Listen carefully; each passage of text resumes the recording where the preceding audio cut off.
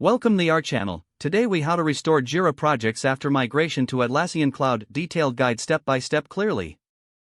To begin restoring your Jira projects after migration to Atlassian Cloud, ensure you have access to your Atlassian Cloud account.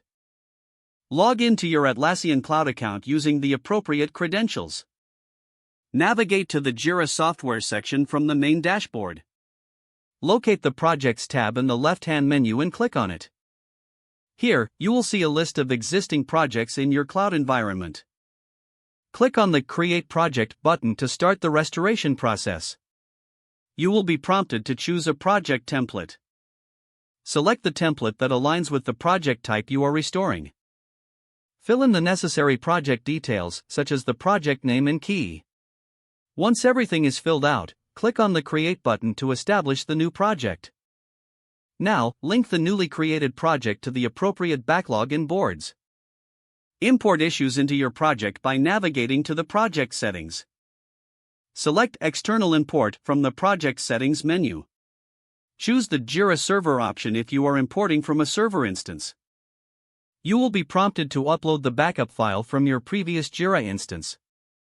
Upload the relevant backup file and initiate the import process. Review the fields and options presented to ensure that they align with your existing project structure. Complete the import and wait for the process to finish. After the import completes, verify that all issues have been restored in your project. Check associated custom fields, workflows, and permissions to ensure they align with your requirements.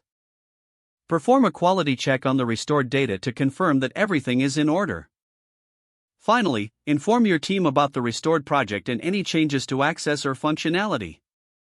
This will complete the restoration of your Jira projects after migrating to Atlassian Cloud. If the page does not load, refresh the browser or try again in a private or incognito window. Make sure you are using the correct email address, then retype it carefully to avoid small typos. If your password is not accepted, use the reset option and create a new strong password you can remember.